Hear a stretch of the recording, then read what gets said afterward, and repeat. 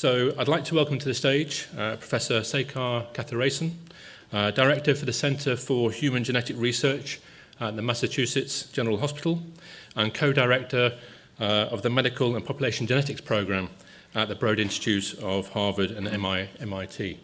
And Sek will share some of his experiences of working with the existing genotyping dataset at UK Biobank. Thank you, Sek. Okay, thank you very much, Mark. Really a pleasure to be here to speak about our experience using the UK Biobank, what I consider to be the world gold standard in terms of an open data resource for health research. So the key public health need, of course, is to identify individuals at high risk for disease. And since most diseases have an inherited component, there's an idea to use DNA variation, inherited DNA variation, to stratify individuals at risk for disease. Historically, if you take a disease like myocardial infarction or heart attack, the problem that we've studied, monogenic mutations have been the basis for stratifying individuals. A little bit of background here in terms of myocardial infarction. It's a complex trait. Basically involves two phases, a chronic phase where there's buildup of plaque in the heart arteries, and then there's an acute phase of plaque rupture, in situ thrombosis, and necrosis of heart tissue that can be detected by symptoms, EKG change, or elevation in cardiac biomarkers. And like many diseases, it has an inherited component and lifestyle component, so it's a complex trait. And for about half of all MIs, the first presentation can be sudden death. If you think about the inherited component, again, monogenic is really what's been focused on before, and what I'm going to tell you today about is the polygenic component. So the monogenic component refers to, of course, a single mutation sufficient to lead to early disease, and polygenic refers to the additive effect of many variants in aggregate can push somebody to disease at a young age. And we focus specifically on disease at a young age because inheritance plays a larger role. So in terms of the monogenic component, if you think about MI, gene variants that increase LDL cholesterol in a couple of different genes in the genome are prevalent at about 0.4% of the population, and they increase risk of heart attack by about threefold. And these variants work by increasing the level of LDL cholesterol in the blood.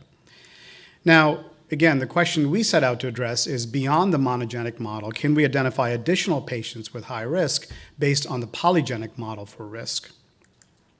So the concept here, similar to the earlier study on the type 1 diabetes, is polygenic risk scores. So if you have n number of polymorphisms in the genome that are related to disease risk, and each individual can carry 0, 1, or 2 copies of the risk allele. And so a score can range from 0 to 2n for that person, and this score can be unweighted or weighted based on each variant's effect size.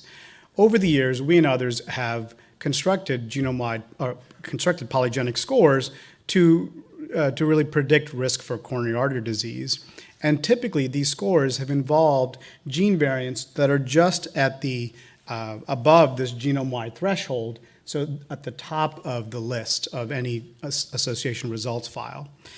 But there was an insight a few years ago that actually there's much more genetic information in the entire results, the entire set of genome polymorphic features, polymorphisms in the genome, and that you could potentially do better prediction by using not just the top SNPs, but really the entire feature set.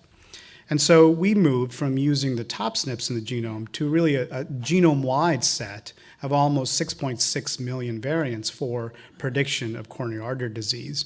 And this is work led by Amit Kara here in the group.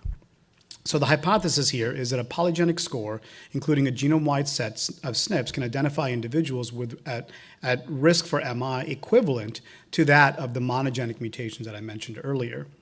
And so there are 3 steps here in this study design. First is a training data set that really is a genome-wide association study that we published a couple of years ago that involves about 60,000 cases, 120,000 controls, and at the end of that, there are about 6.6 million variants, with each variant basically having an effect size for coronary artery disease. So that's really the training data set. The second step is to develop polygenic scores using this training data set, and we constructed about 24 different scores and tested each of them in the first phase of UK Biobank, which was 125,000 individuals, about 4,000 of them cases, 120,000 of them controls. All of the genetic data really came from the genotypes and the imputed, both directly genotype as well as the imputed genotypes from the data set that was released last year that Mark just mentioned. So we constructed the 24 scores. We picked the best one based on this validation data set, and then took that to really the second phase of UK Biobank, which was 300,000 individuals with genetic data. And here there are about 9,000 individuals that had coronary artery disease and about 288,000 controls. And this score the best score that we picked from the validation data set really worked nearly identically in the testing data set. So there was really no overfitting that we saw. The data I'm going to show you going forward is from this testing data set. So here is the score for each individual across all 300,000 individuals in UK Biobank, and standardized to a mean of 0 to a standard deviation of 1. The x-axis is a polygenic score, and the y-axis is a density plot.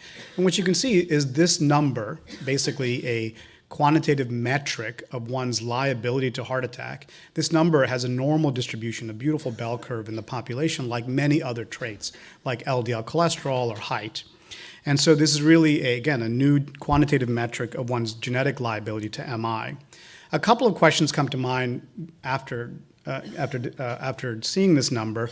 One is, how does it compare to the things that we use in daily practice right now to predict risk of heart attack? So on the x-axis here is the polygenic score for a set of individuals. On the y-axis is something called the American College of Cardiology, American Heart Association pooled cohorts equation, which is the risk engine that we calculate in the US to predict risk for MI that incorporates age, blood pressure, cholesterol, and so forth. And what you can see is the correlation between the polygenic score and the existing risk score is very low, suggesting that this genetic information is orthogonal to the things that we measure every day in clinical practice. So getting back to this question, using this polygenic model, can we identify a set of individuals with MI risk equivalent to monogenic mutations? And so here on the x-axis are percentile bins, so 1% is each dot of polygenic scores. So each dot represents about 3,000 individuals of the 300,000 in the training data, the test data set. And on the y-axis is the prevalence of coronary artery disease in each bin. And what you can see is there's more than a 20-fold gradient across all these bins, and with some bins here with much greater prevalence of coronary artery disease. And on this side, on the low end, there are some individuals that are very protected from coronary artery disease based on their genetic background.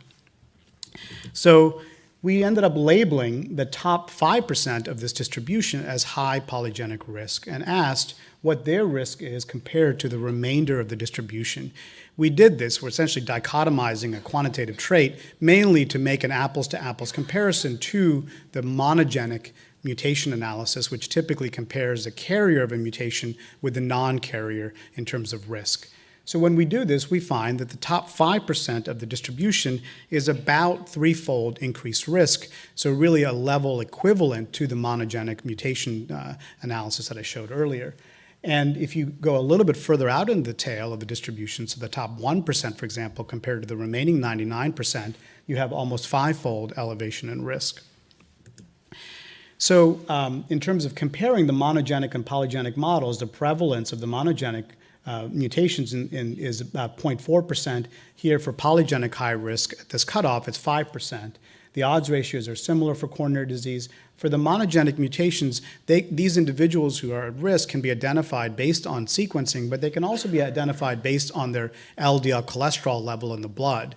An important feature of the polygenic risk is these individuals are currently unaware. They actually do not have particularly high LDL cholesterol levels or blood pressure levels or other risk factors. And so you really do need the genetic data to figure out who these individuals are. The mechanism of risk for monogenic, we know it's LDL.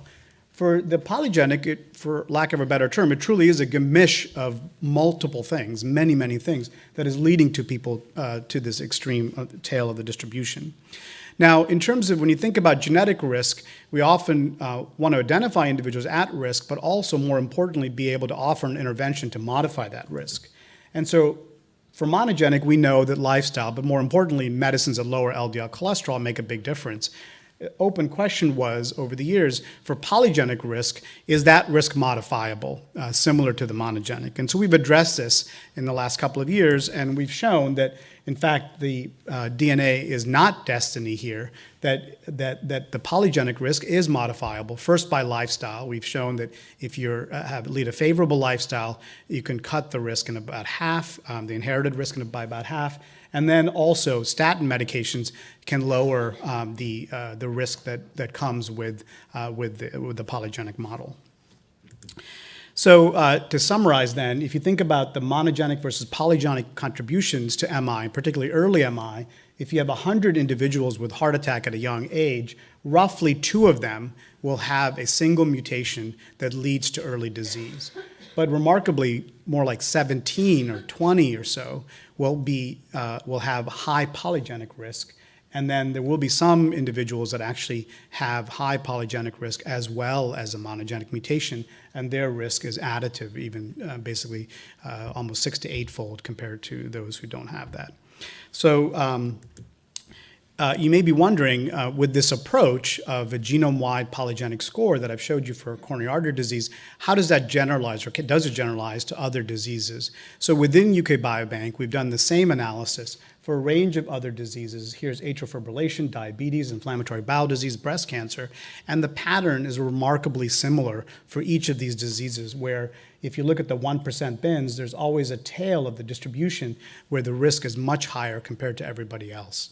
And this is a way to quantitate that, to look at the proportion of the population for each of these diseases based on the polygenic model that is more than 3-fold higher risk compared to everybody else. And you can see, for example, for breast cancer, 2% of women are 3-fold increased risk compared to everybody else. And these are women that, for example, would not be identified right now as being at high risk for breast cancer in the clinic.